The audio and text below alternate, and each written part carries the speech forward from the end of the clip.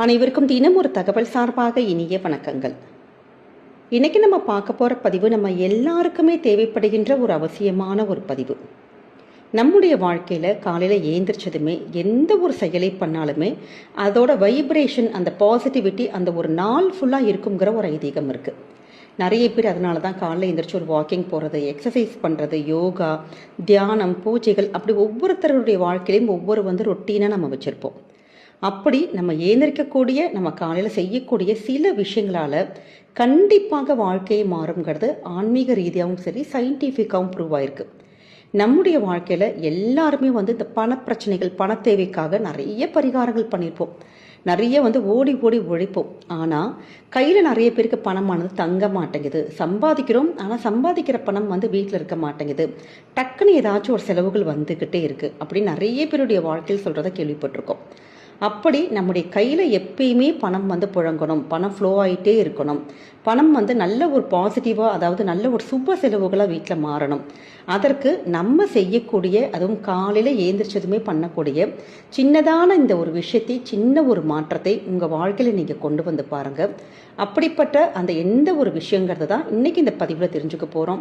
பதிவுக்குள்ளே போகிறதுக்கு முன்னாடி நம்முடைய சேனலை சப்ஸ்கிரைப் பண்ணாமல் பார்த்துட்ருக்கோங்க, கண்டிப்பாக சப்ஸ்கிரைப் பண்ணிக்கோங்க. அப்போ தான் எங்களுடைய எல்லா நல்ல நல்ல பதிவுகளுமே உடனுக்குடனே வரும். பக்கத்தில் இருக்கக்கூடிய பில் பட்டனை மறக்காமல் கிளிக் பண்ணிக்கோங்க. இப்போ பதிவை பார்க்கலாம். எல்லாருக்குமே ஒவ்வொரு நாளும் நல்ல சந்தோஷமாக, அதிர்ஷ்டகரமாக இருக்கணும்னு தான் ஆசையாக இருக்கும். இதுக்கு நம்ம காலையில் ஏந்திரிச்சதுமே செய்யக்கூடிய சில செயல்கள் முக்கியமான பங்கு வகிக்குது. ஆனால் நமக்கே தெரியாமல் நம்ம பண்ணக்கூடிய சின்ன சின்ன தவறுகள் எதிர்மறையான விஷயங்களை அதிகமாக சந்திக்க வேண்டியிருக்கு.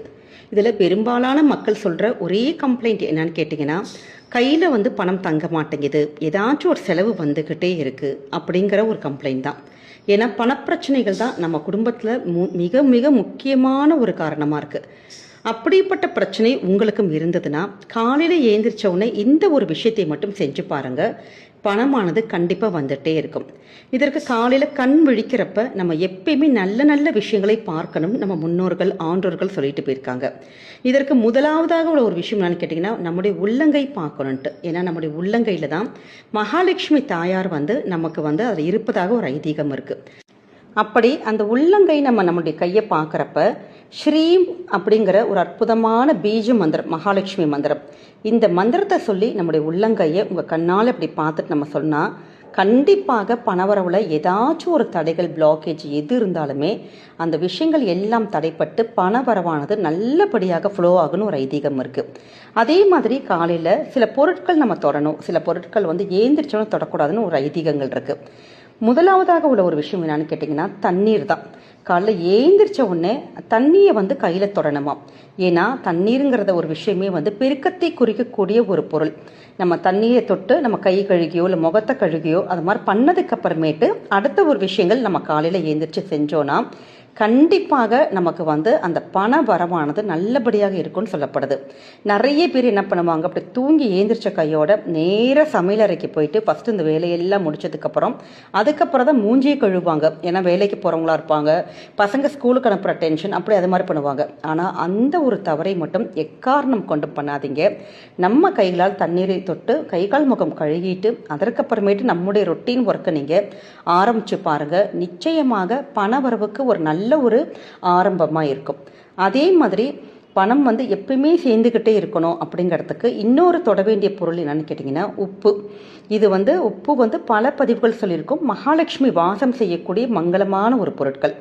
காலைல ஏந்திரிச்ச உடனே உப்பு நம்ம தொட்டு மகாலட்சுமி கிட்ட ஏதாவது நமக்கு ஒரு குறை தீரணும், நமக்கு ஒரு விஷயங்கள் நடக்கணும் அப்படின்னு சொல்லி நீங்கள் வேண்டிக்கிட்டீங்கன்னு வச்சுக்கோங்களேன், கண்டிப்பாக நடக்கும். இதுக்கு நம்ம உப்பு ஜாடியில் இருக்க உப்பு தான் எடுக்கணுமாங்கிற கட்டாயம் கிடையாது. தனியாக குட்டியாக ஒரு கண்ணாடி பவுலில் வச்சுக்கலாம், இல்லாட்டி வேறு ஏதாவது ஒரு பாத்திரத்தில் நீங்கள் தனியாக அப்படி எடுத்து வச்சுட்டு அந்த உப்பை டெய்லி காலையில் நீங்கள் உங்கள் கையால் தொட்டுட்டு இது மாதிரி வேண்டி பாருங்கள். கண்டிப்பாக அதுவும் இந்த உப்பு கடல்லிருந்து தோன்றக்கூடிய ஒரு பொருளுங்கிறதுனால நல்ல ஒரு பெருக்கத்துக்கான ஒரு பொருளாக கருதப்படுது. அதனால தான் எல்லா ஒரு விசேஷத்துலையும் முதலாவதாக நம்ம வாங்கக்கூடிய மங்கள பொருள் என்னான்னு கேட்டிங்கன்னா உப்பு தான் வாங்கி வைப்போம். அதனால் இந்த எளிமையான குட்டியான டிப்ஸ் தான் இது. கண்டிப்பாக இதை 2 விஷயத்தையுமே காலையில் எழுந்திரிச்சோன்னு செஞ்சு பாருங்கள். கண்டிப்பாக பணப்புழக்கம் இருக்குங்க. அதே மாதிரி தொடக்கூடாத சில பொருட்கள் இருக்கும் பார்த்தீங்களா? சில விஷயங்கள் நம்ம தொடணும்னு சொல்கிற மாதிரி தொடவே கூடாது காலையில் எழுந்திரிச்சோன்னு. அப்படின்னா என்ன பொருள் கேட்டிங்கன்னா அரிசி தான். நிறைய பேர் அரிசி அப்படின்னோன்னு மகாலட்சுமி தாயாருடைய வாசம் செய்யக்கூடிய பொருளாச்சு அப்படின்னு நமக்கு தோணும். ஆனால் அந்த அரிசிக்கு ஈர்ப்புத்தன்மை ரொம்ப அதிகம். அதனால் நம்ம கையில் இருக்கக்கூடிய அந்த லக்ஷ்மி கடாட்சத்தை முழுக்க ஈர்த்து விடுமாம் இந்த அரிசி. அதனால் நிறைய பேர் டக்குன்னு தூங்கி இருந்துருச்சோன்னா ஃபஸ்ட்டு அரிசி எடுத்து ஊற வச்சுட்டு அடுத்த வேலை பண்ணலாம் அப்படின்னு டக்கு நேராக அடுப்படிக்கு தான் போகும். ஆனால் அந்த ஒரு தப்பை மட்டும் பண்ணவே பண்ணாதீங்க. காலையில் ஏந்திரிச்சோன்னு இப்படி இந்த அரிசி தொடாமல் நம்ம பார்த்துக்கிறது நல்லதுங்க. அடுத்த மிக முக்கியமான பொருள் என்னான்னு கேட்டிங்கன்னா புளி தான். புளிங்கிறது ஒரு மங்கள பொருள் தான். ஆனால் புளிக்கு கரைக்கின்ற தன்மை இருக்குங்கிறதுனால நம்ம அதை தொடுறப்ப நம்முடைய அந்த கையில் இருக்கக்கூடிய அந்த பண இழப்பானது பணமானது கண்டிப்பாக கரையும்னு ஒரு ஐதீகம் சொல்லப்படுது. அதனால் காலையில் ஏந்திரிச்ச உடனே இப்படி இந்த புளியையும் அரிசியும் மட்டும் தொடாமல் நம்ம சின்ன சின்ன ஒரு தவறுகள் செய்யாமல் பார்த்துக்கிட்டாலே போதும். இந்த கருத்துக்கள் நிறைய பேர்த்துக்கு ஒரு முரண்பாடாக இருக்கும். சிலருக்கு நம்பிக்கை இல்லாமல் இருக்கும். ஆனால் ஆன்மீகத்தில் யாருக்கெல்லாம் நம்பிக்கை இருக்கோ அவங்களாம் கண்டிப்பாக இந்த 2 விஷயத்தையும் உங்கள் வீட்டில் நீங்கள் சேஞ்சஸ் செஞ்சு பாருங்கள். கண்டிப்பாக பணப்புழக்கமானது நல்லபடியாக இருக்குங்கிற ஒரு ஐதீகம் இருக்குங்க. நம்பிக்கையோடு பண்ணுங்கள். என்றைக்குமே குடும்பத்துக்கு நல்லதே நடக்குங்க. இந்த ஒரு பதிவு உங்கள் எல்லாருக்குமே பிடிச்சிருக்கும்னு நினைக்கிறோம். பிடிச்சிருந்தா மறக்காமல் ஃப்ரெண்ட்ஸ் அண்ட் ஃபேமிலி மெம்பர்ஸ்க்கு ஷேர் பண்ணுங்கள். அவங்களும் இதை பார்த்து பயன்பெறட்டும். நம்முடைய சேனலை நிறைய பேர் சப்ஸ்கிரைப் பண்ணாமல் பார்த்துட்ருக்கீங்க. நீங்கள் சப்ஸ்கிரைப் பண்ணி உங்களுடைய ஆதரவுகள் சப்போர்ட்டுகள் என்றைக்குமே கொடுக்கணுங்க. மீண்டும் ஒரு நல்ல பதிவோடு உங்களை சந்திக்கிறோம். நன்றி, வணக்கம்.